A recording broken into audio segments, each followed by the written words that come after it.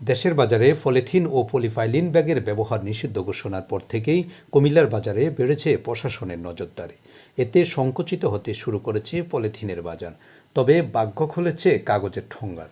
বাজার ধরতে ব্যস্ততা বেড়েছে ঠোঙ্গা তৈরির উদ্যোক্তা ও কারিগরদের।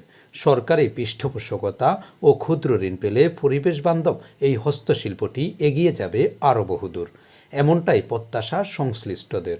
খরচ টরচ দিয়ে কোনো মাসে 10,000 15,000, আবার বেশি সেল হলে 20,000 টাকার মতন হয়। পলিথিন বন্ধ হওয়ার কারণে আমাদের ব্যবসাটা একটু বাড়ছে। সরকারিভাবে কিছু হবে না, পলিথিন তো উঠে যাচ্ছে, এটা আমপার লেগে ভালো।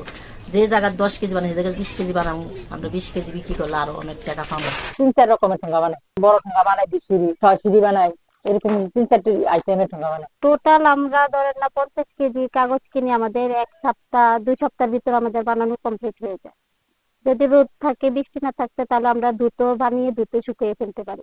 পলিথিন তো এমনি সরকার বন্ধ করেছে, দোকানের থেকে তো বন্ধ করে না, দোকানে তো পলিথিন আছে। পলিথিন যদি না থাকে বাজারে এটা আমাদের সেল অনেক বেশি হবে। সকল খরচ দিয়ে ফালাই আমি 10,000 টাকা পাই। সপ্তাহে 120 কেজি এরকম করে সেল দেওয়া হয়। সরজমিন কুমিল্লা নগরীর মফিজাবাদ কলোনিতে গিয়ে দেখা যায় প্রতিটি ঘরে ঘরেই চলছে ঠোঙ্গা তৈরির আয়োজন।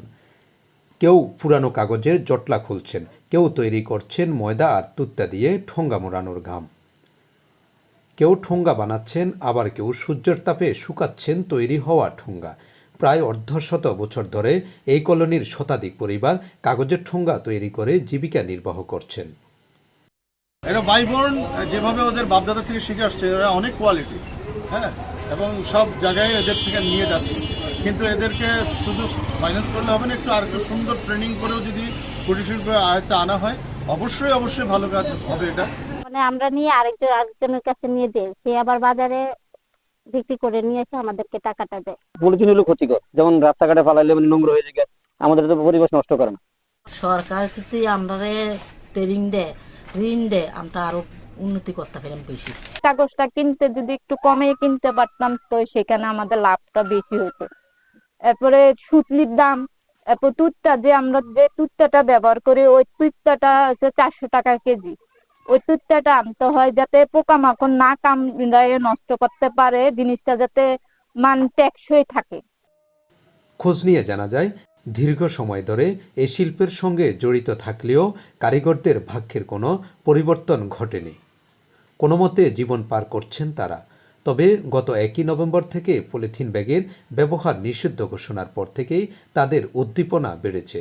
সকাল থেকে সন্ধ্যা পর্যন্ত চলছে ঠোঙ্গা তৈরির কাজ। বেড়েছে চাহিদা ও আয়। যারা বসবাস করে তারা শ্রমজীবী মানুষ, তারা খেটে খাওয়া মানুষ। তাদের এই খেটে খাওয়া মানুষদের জন্য আসলে আমাদের সমাজে তাদের প্রপার স্বীকৃতি পাচ্ছে না তারা। বিশেষ করে যারা এই ঠোঙ্গা ব্যবসার সাথে জড়িত, ঠোঙ্গা শিল্পের সাথে জড়িত, এই শিল্পটাকে আরও বেশি কীভাবে ত্বরান্বিত করা যায়, কীভাবে প্রণোদনার মাধ্যমে এটাকে আরও বেশি প্রসারিত করা যায়, এবং এটা হচ্ছে পরিবেশ বান্ধব একটা কাজ। কাগজটা মনে করেন আনি 45 টাকা করে কিনে আসি আমার। এরপরে মনে করেন ময়দা আছে, আর মনে করেন একদিন পর 1.5 কেজি ময়দা আনি, তো ধরেন 100 টাকা কিনতে আসছে। হ্যাঁ, এরপরে মনে করেন এটি বানাইয়া বিক্রি করে মনে করেন আছে আর কয়টি ভাই হিসাব করে ওই 20 টাকা বা 15 টাকার মতন হাতে থাকে আর কি। সরকার যদি আমাদেরকে ক্ষুদ্র কুটির শিল্পে আওতাতে নিয়ে যায়, ট্রেডিং এর ব্যবস্থা করে দেয়, তাহলে আমাদেরকে একটু সহযোগিতা হবে। পরিবেশ অধিদপ্তর কুমিল্লার উপপরিচালক মুসাব্বির হোসেন মোহাম্মদ রাজীব বলছেন, নভেম্বর মাসের 1 তারিখে সরকারি নির্দেশনা মোতাবেক আমাদের মোবাইল কোর্ট জোরদার করা হয়েছে। এ পর্যন্ত আমরা প্রায় 8টি মোবাইল কোর্টে 91,000 টাকা জরিমানা এবং 663 কেজি পলিথিন জব্দ করেছে। মোবাইল কোর্ট চলমান রয়েছে। আমরা আসলে পলিথিন পরিবেশের জন্য ক্ষতিকর এবং পরিবেশের জন্য ক্ষতিকর বলে আমরা পলিথিনের তুলনায় ঠোঙ্গা ব্যবহারকে উৎসাহিত করতেছি, এবং এখন এই কার্যক্রম, মোবাইল কোর্ট কার্যক্রম অব্যাহত থাকবে, যেন মানুষ পলিথিন ব্যবহার না করে, পলিথিনের থেকে মানুষ সরে আসে, এবং সচেতনতা বৃদ্ধি করার জন্য আমাদের এই কার্যক্রম অব্যাহত থাকবে। কি boss, vital match, tough opponent, tension? Come on bro, অপোনেন্টকে নিয়ে ভাবার সময় আছে। আসল অলরাউন্ডারের কাজই তো হলো যে কোনো টাফ সিচুয়েশনে টিমকে অলরাউন্ড প্রোটেকশন দেওয়া। জাস্ট লাইক মাই টাইলক্স, যার অ্যান্টিব্যাকটেরিয়াল এজেন্ট টয়লেটের কোনায় কোনায় পৌঁছে 99% জীবাণু ধ্বংস করে, টয়লেটের কঠিন দাগ ও দুর্গন্ধ দূর করে টয়লেটকে রাখে ক্লিন আর সুবাসিত। টাইলক্স টয়লেট ক্লিনার, ক্লিন মানেই টাইলক্স।